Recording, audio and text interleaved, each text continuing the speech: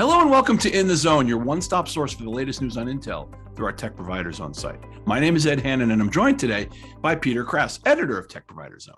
Peter and I are going to spend a few minutes chatting about some of the hottest stories on Tech Provider Zone. And Peter, I wanted to start today's program by talking about a shiny new buzzword in the tech world, the Metaverse. What is it, and why haven't most folks wrapped their heads around the concept of the Metaverse just yet? Yeah, well, we have a tech explainer on the site this week, all about Metaverse, and a lot of people are hearing about it now from Facebook. They're talking about getting into the Metaverse and changing the name of the company, et cetera, et cetera. As we point out in our article, the Metaverse has actually existed for some time in these very immersive video games that a lot of kids play, not just kids, adults too. But we think this could be a lot more, especially with the advent of augmented reality glasses. The VR goggles that are out there now are pretty awkward, and people who wear them say they're not a lot of fun, and after a few minutes you start feeling kind of claustrophobic. However, these glasses wouldn't look too different than the glasses you and I are wearing, and you would be able to see the normal world plus the augmented reality world. And that, we think, could be quite a big game changer. And it's not Google Glass. It's not that. This is different than Google Glass. Yeah, that's right. Well, they were a little ahead of their time. Yes. It was the right idea, maybe at the wrong time. Peter, as we record today's program, we're almost at the end of the year. Intel's been all over the news this year, but what would you say are Intel's biggest and boldest moves in 2021? Yeah, we've just done a look at the 10 biggest moves. It certainly has to start in February when Pat Gelsinger became the new CEO of the company. That was a big move. And he didn't waste any time. In March, he was out there with what they call the IDM 2.0 strategy.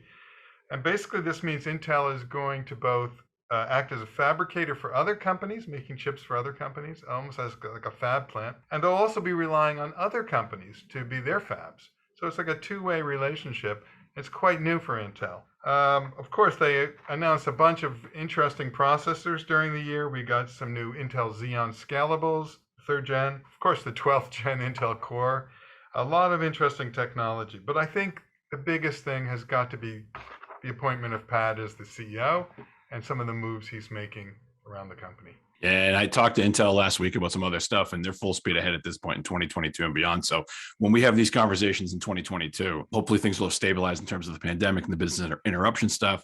And, Mr. Gelsinger will stay, firmly in place, and it'll be more about the technology driving these conversations as opposed to the people sort of making the decisions about the technology. So it should be interesting. Always is with Intel. Always is. Yeah. For our last story today, I wanted to continue the conversation about Intel, but spend a minute or two talking about Intel Nook in small and mid-sized businesses. Why should SMB customers meet Intel Nook? Yeah, people on Tech Provider Zone are really into Nook. It's an interesting form factor. Everyone's familiar with the little boxes, but what's new now is they also have some laptop models and some workstation models. So there's a lot more that's available to our SMB guys than just the little mini PCs. There's a Intel Nook 9 Pro kit. This has the latest desktop graphics. It's like a little workstation. There's a laptop kit and a laptop element. And these are things that tech providers can integrate, put on their own operating systems. There's a lot of flexibility and customability there. Excellent. And as always, make sure you check out techproviderzone.com for the latest news about Intel. It's got everything we've talked about today, and it's being updated constantly with even more goings on about Intel and the tech world at large. Peter, thanks so much for your time, and thank you all for listening. Take care, everyone, and best wishes for a happy and healthy holiday season and a successful 2022. Take care, everyone.